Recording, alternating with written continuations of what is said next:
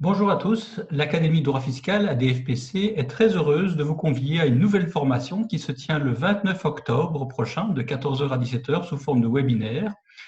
Donc vous pouvez avoir plus d'informations sur le site adfpc.be, onglet formation, adfpc.be.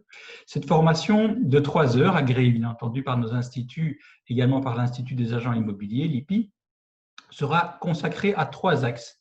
Le tout sous la thématique générale de l'immeuble en société, les entrées et les sorties d'un immeuble. Ces 3 axes sont les constructions usufruits, la sortie d'un immeuble dans le cadre d'une liquidation de société et, troisième axe que je vais moi-même dispenser, la scission partielle. Donc, la première partie, construction usufruit, sera donnée par 2 avocats bien aguerris et bien compétents qui sont Vincent Dekers et Mathieu Possos, qui non seulement sont compétents mais ont beaucoup publié sur ces matières et la pratiquent régulièrement.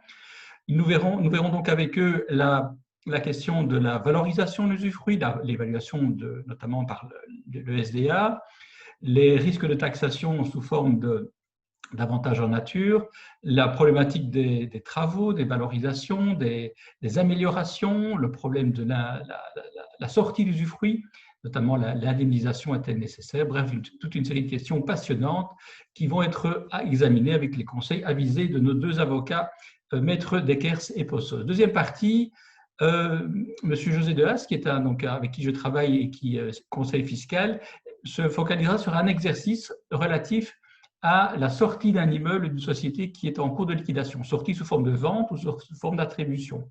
Donc, il va examiner ça sous l'angle des plus-values et donc des aspects de précompte mobilier et d'impôt des sociétés. Et enfin, je me livrerai à la troisième partie, l'exercice consacré à la scission partielle.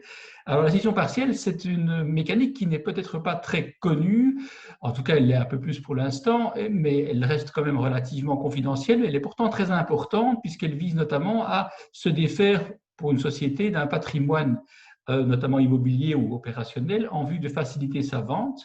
Elle se conçoit aussi lorsqu'il y a des dissensions entre associés, lorsqu'un manager veut reprendre une activité mais ne dispose pas des fonds nécessaires pour acheter la partie immobilière, etc., etc. Je vais examiner ça sous l'angle impôt sur les revenus, TVA, enregistrement. Je vais voir les dispositions anti-abus. Je vais essayer de voir ça sous l'angle également fiscal et comptable et vous montrer l'intérêt que représente ce mécanisme fiscal, même je dirais surtout en cette période un petit peu difficile. Sur le plan pratique, vous pouvez donc trouver de quoi, disons, vous inscrire en allant sur notre site adfpc.be. Les participants recevront, outre les supports classiques, un guide complet de 100 pages que j'ai consacré aux scissions partielles qui sera envoyé par mail et qui donc reprendra la plupart des problématiques que j'aurai examinées. Et donc voilà, je vous remercie en tout cas de votre attention et vous souhaite de vous retrouver très nombreux à cette formation le 29 octobre. Merci et à bientôt.